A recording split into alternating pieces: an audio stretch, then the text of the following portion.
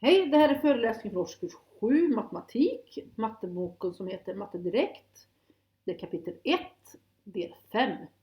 Sidan 16 till 17 och det handlar om avrundning. Och det är avrundning av heltal och om decimaltal. Här har vi en tallinje och vi sätter ut 23 000, 20 000. Vi har också talet 23 165. Om jag ska peka ungefär på den här tallinjen vart det är så ligger det där ungefär.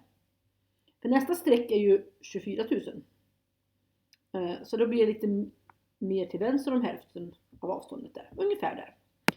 När man avrundar kan man avrunda 10 000-tal. I det här fallet är det att vi har 10 000-tal. Tusental, hundratal, tiotal. Man kan avrunda på decimaltal också såklart. Men nu tittar vi på det här.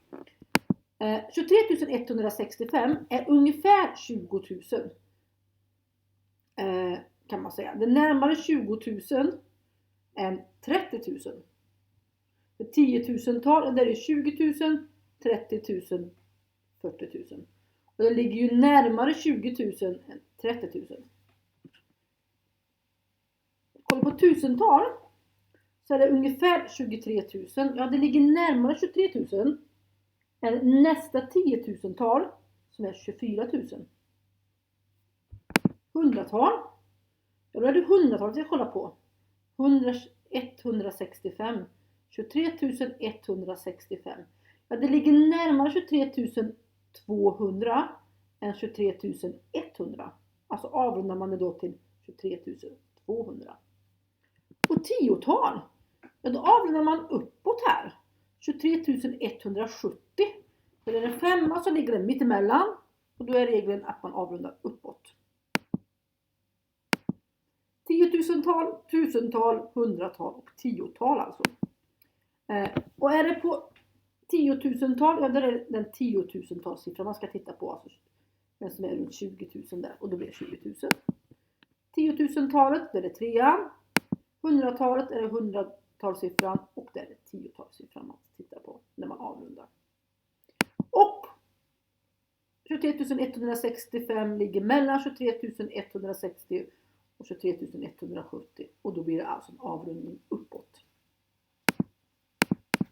Decimaltal. Här har vi också en tallinje.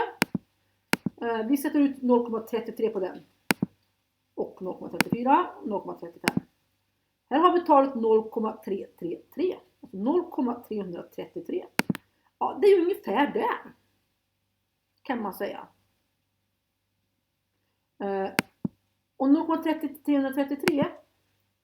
Ja, det är närmare 0,33 än 0,34.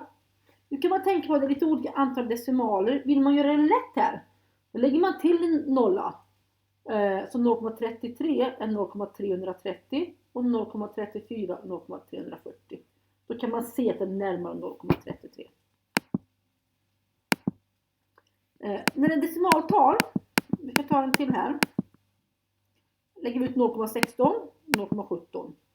Den siffran som är där, 0,166. Den kommer vara närmare 17.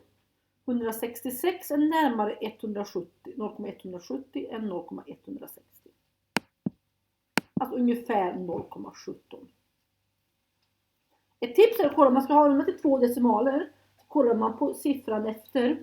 Alltså i det här fallet sista sexan. Är den högre än 5, ja då avrundar man uppåt. Är den mindre än 5, neråt. Är den 5, så avrundar man uppåt.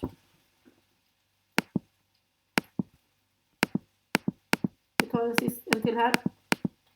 4,12, 4,13, 4,125. Ja, det ligger ju i mitten. Och då är precis som vi sa, jag avrundar uppåt 4,13.